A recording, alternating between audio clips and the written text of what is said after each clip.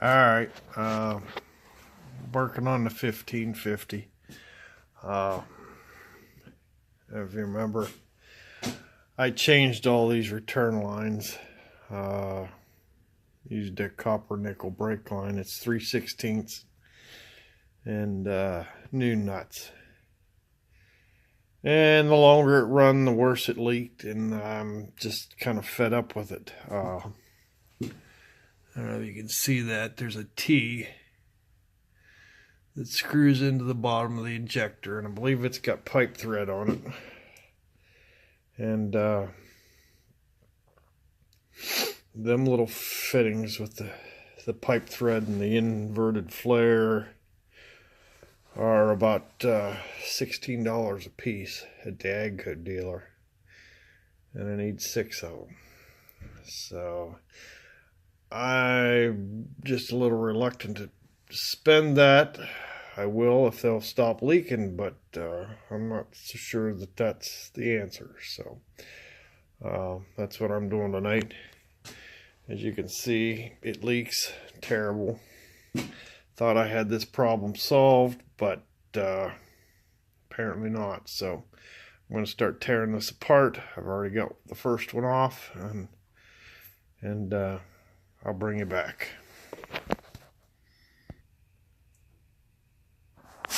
Alright, well, I got all them lines off. And my first impression is the side of the engine looks a whole lot cleaner. I took the hot wire off for the battery, so I didn't arc the thing and set the world on fire here. Not that it's going to burn, it's diesel fuel, but I found the problem.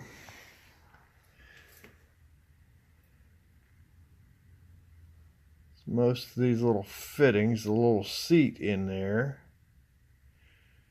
is just all kind of chowdered up. And where they flare on the end of the brake line is why they're leaking. Yeah, out of 12 of them, there's only a couple that wasn't leaking, and just replacing the brake line or the 3/16 lines wasn't gonna fix it. I probably need to replace them.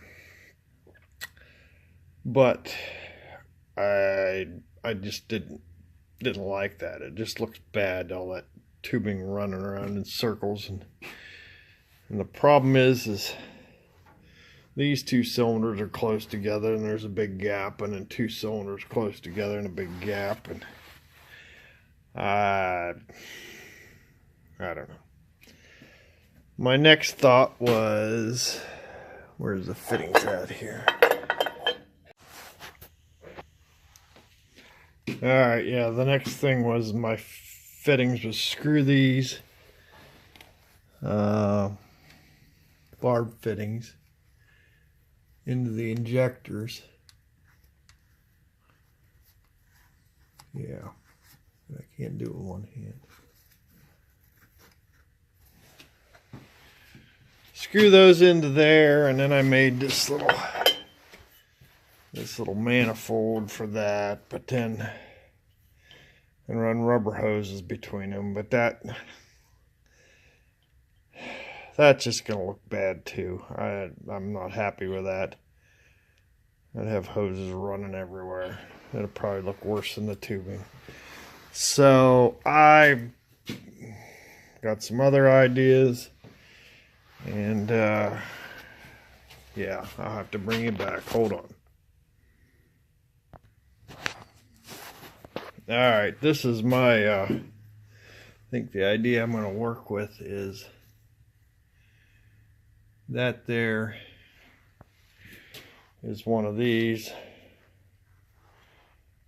and that S is for Stanodyne, and that's who built this pump. I think those are Wachovia injectors. I'm not sure, but they're not Stanodyne injectors, let's put it that way. It's a Stanodyne pump or a Rusamaster pump, which is the same thing.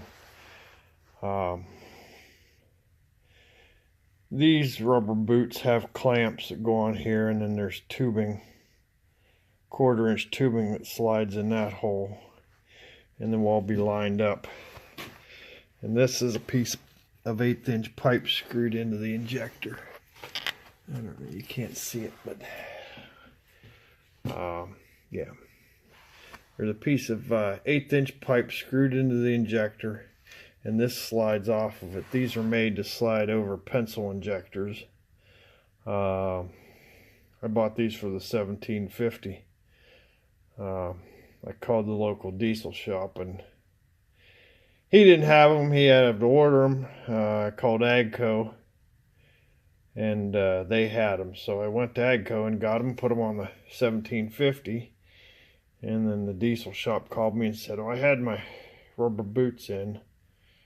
So I had an extra set laying around. So I'm thinking that's what I want to do. I'll put tubing between them. This side needs to go back around and catch the return line off the injection pump back here to the back one. And this one goes up to the return line into the tank. I don't have to change this because this is 3/16 too. So, yeah, that's my thought. I think it'll be a whole lot cleaner, a whole lot neater looking, and a whole lot less leaks.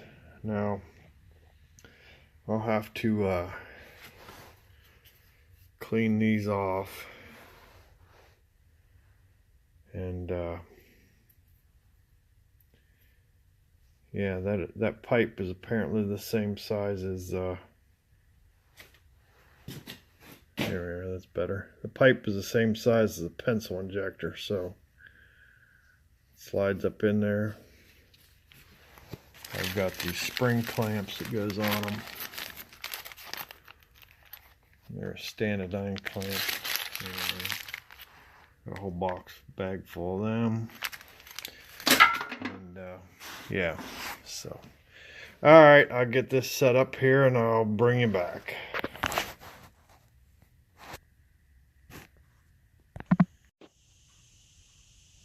Alright, the other thing, well, the 1550 is in the shop. The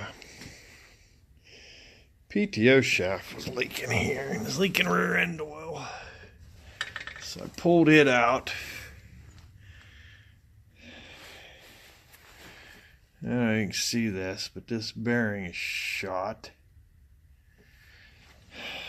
I went to the Agco dealer and I asked him for the seal to seal that. I don't know if you can see up in there, but there's 2 sets of splines, and I'm assuming that's a 2-speed PTO, meaning it's 1,000 and 540, and this is the 540 shaft. And I asked them for the seal for this thing, and they got me this seal here.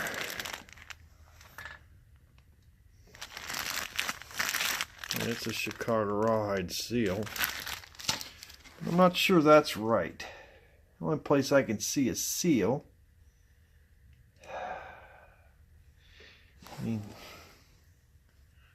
I can see tapered roller bearings in there, so that's got to have oil. But the only seal I see, this is a sealed bearing. And it's shot. And there's an O-ring, this groove right here. I'm wondering if that bearing is supposed to seal it up, because it's got the,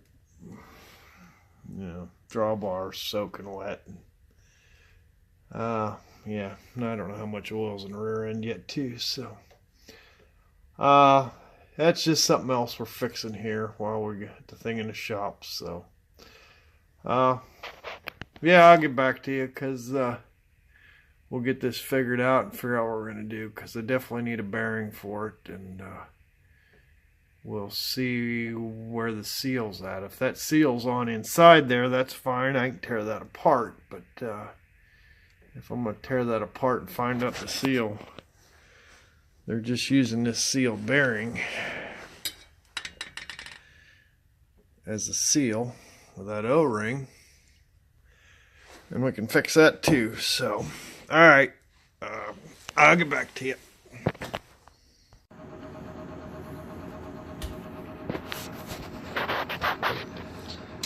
Alright, next night here, I got a few things made up at work. Got them little pipe nipples screwed in there. Those were 3-inch brass pipe nipples. I just cut them in half and pipe doped them up and screwed them into them injectors where those T's were in there. And that one I got the Finalizing boot on there, and I made this up. Alright, start over. This here's 1/4-inch hydraulic tubing. It's like 49 thousandths wall, so it's plenty heavy enough. And what I'm going to do is slide it on there like that, and hook that all together.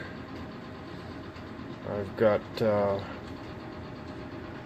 loop where I'll come out of this one back into this return line. Yeah, I think that'll look a whole lot neater. That one back there, it'll go up to the tank. So alright, I'll bring you back. Alright, I got that thing slipped up on there, and I have to say that is pretty impressive. I got my little spring clamps on them, and I may or may not have to put hose clamps on these. I think the 1750 I put screw clamps on there, 2 on each one. So, but yeah, that looks a whole lot neater, a whole lot simpler. And if it don't leak, I'll be happy. So anybody wants to try this, I don't know, I can get to the part number. I think that's the Finalizing part number for the boots, and the brass pipe was just brass 3-inch brass pipe nipples from the hardware store. So let me get the return line hooked up in here, and I'll get back to you. Alright, got the tank line hooked up. I stretched that 3/16 hose out, put it over the 1/4-inch tubing, bent piece of tubing, straight pieces. These pieces are 5 3/8 long. These pieces are 2 7/8 long.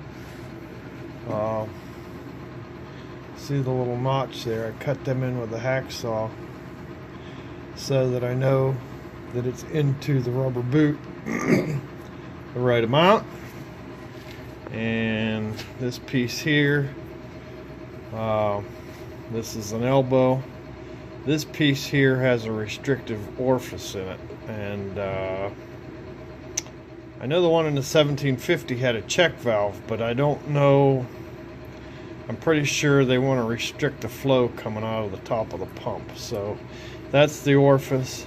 This is a brass compression fitting, and this is steel hydraulic tubing. It comes out here at an angle because this piece rubs on the top of the pump. This is bent at a funny angle because it's at a funny angle, and the only reason it's blue is because it's a used piece of hydraulic tubing. So, and there again, it goes into here, and there's a little notch there to tell how far it's into or into the boot. So yeah, anybody wants to try that,